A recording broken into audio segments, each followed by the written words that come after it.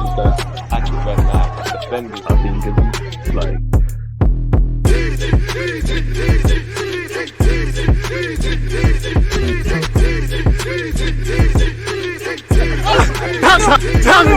People deluded, I'm back again. Come on, Ian. Come on. People deluded, I'm back again. Arsenal 2, Spurs 2. Everyone gets a share of the points in the first North London derby of the season. Again, I believe that was our worst performance of the season. I think it's key to keep a balance now. If I speak on the negatives from that game, it's the obvious. You know, I don't know what it is, but we're not showing clean sheets at the Emirates. I think it's shown both teams, you know, there's a lot of good and there's a lot of bad. And ultimately, it's a midfield battle, which, you know, with plenty of talking points in his own. Let me know your thoughts. Don't forget to hit the like button, comment, and subscribe. But ultimately, a game is decided by how efficient and effective ultimately you are in both defending your box and preventing goals and scoring in your opponents. And yeah, it showed that we, specific to the club I support, we can be our best friends or our worst enemies. I think the negatives, game management. You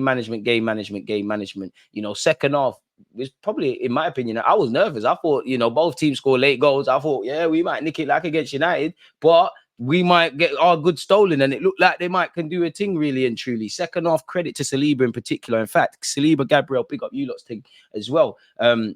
Second half, I wanted a bit more. I don't think Arteta got it right with the subs. I think probably, you know, I know we got a bag of players out now. Apparently with Declan Rice, he's picked up a calf knock. We know we're missing Trossard, we're missing Martinelli, missing Partey. And again, no Partey, no Rice. Injuries affect everyone. But this is why I wanted another midfielder or two, really. I don't think neither Havertz or Fabio Vieira have claimed that left 8 role. And I think it's up for debate. I think it showed naivety in game management. I don't think we took our chances. I don't think we created enough clear-cut chances, in my opinion. It was like after half an hour, 45 minutes, we was kind of flat and out of gas. And I think it was a mixture of things. I think, you know, Postecoglou, forgive me for mispronunciation. I don't think Spurs were amazing. Neither do I think us. I think ultimately we cancelled each other out. And I think both managers played for a draw in the second half. But this is the first time in a while, even when we play City, sometimes the metrics are a lot more in our favour where, you know, they had our number. We couldn't play the football we was playing generally. We did in stages. I think the first half was like 4 10-minute mini games, if I'm honest with you.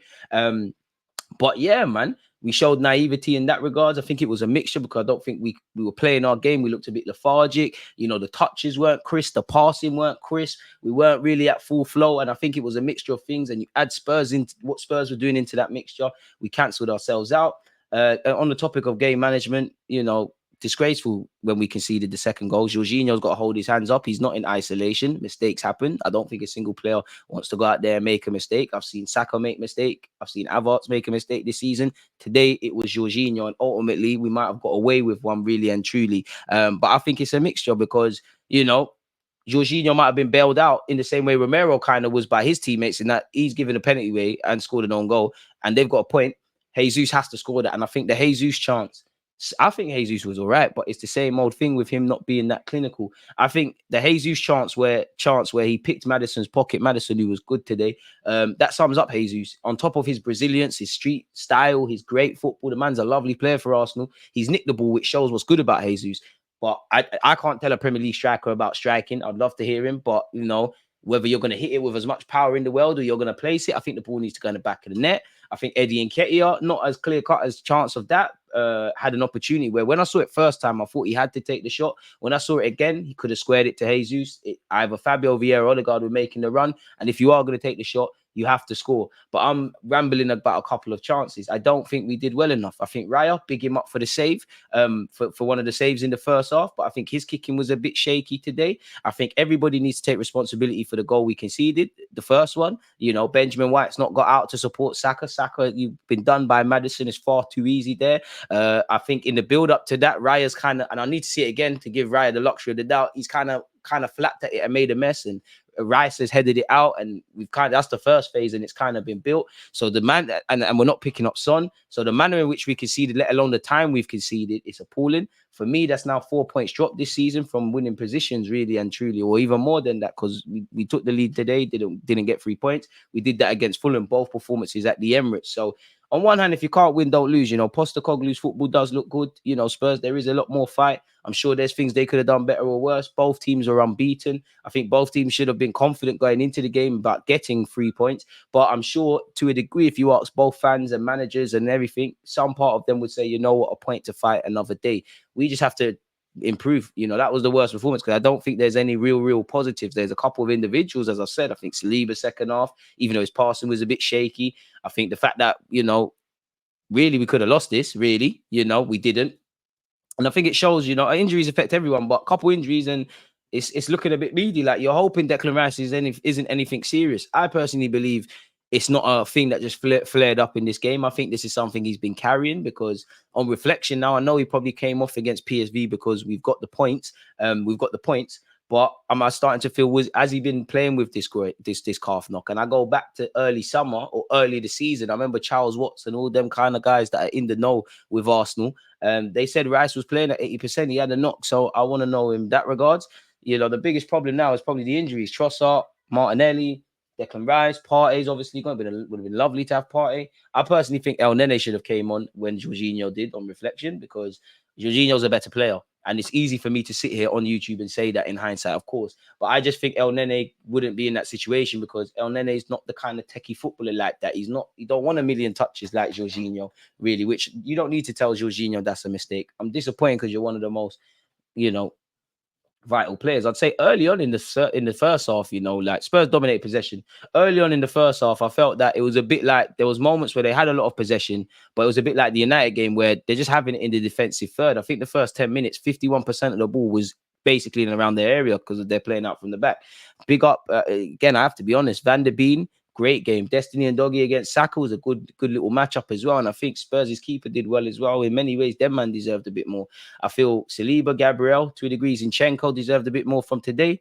Didn't see my captain Martin Odegaard as I would have loved to see, but you can't play well all the time. Eddie and Nketiah very ineffective today. You know, him and Jesus, again, it sums up what a clinical striker could do for you. And again, it's very easy to say these things, but this is what I mean by when I do these watch-alongs with you and streams and all these things, and I say, if we had a bagsman in front and go, a gunman, it turns a couple of these draws into wins and a couple of defeats into draws and suddenly get more points on the board.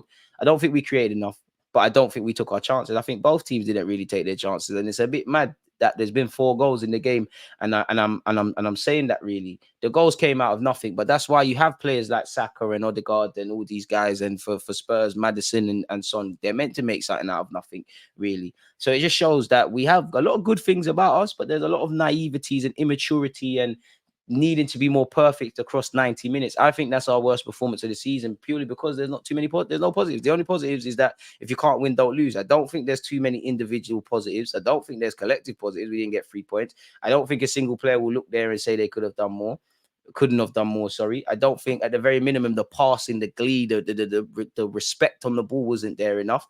I don't think players that came into the team took their chances. So it is what it is, really and truly. I did think towards the end of the game someone was going to nick it, but if you can't win, don't lose, really and truly. We're just going to have to move forward. Next week we've got Brentford and we've got Bournemouth. We're just going to have to get on with it. There's nothing else to it, really and truly. Really, and for Spurs, they can really. I think they got Liverpool next. There's a lot of confidence they could take, but the only winners from this week are Man City, and that's the difference. You know, City have goal scorers. City's got established players. City have performances not quite to that level, but games that are tough in the Premier League, and they get over it. I'm not.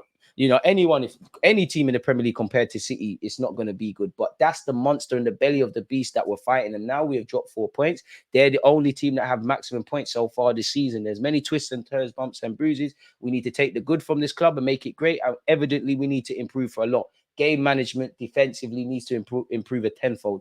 So really, a draw is probably the fairest of result. I'm sure Postecoglou is probably more happier with his players than Arsenal, because I think they probably play closer to their potential than us. I think they've probably listened to their manager a lot better than us. And as I told you lot, you know, you can't just look at form. You can't just assume because we're ahead of our project and think that we're going to roll up here and win 4-5-0. Football isn't won on paper, really. I didn't understand the overconfidence within the Arsenal fan base personally. But, you know, considering all of those talking points, if Arsenal lost today, there's more headlines. If Spurs lost, it wouldn't really be that deep beyond bantering things. So, and even that, had we have lost or won, as I've said, I don't think this was season defining. Yeah, it can provide momentum, but you know, it's not like beating City where it could be season defining. Even then, there's a lot of football to be played. There's 30 odd games, so we're just gonna have to get on with it.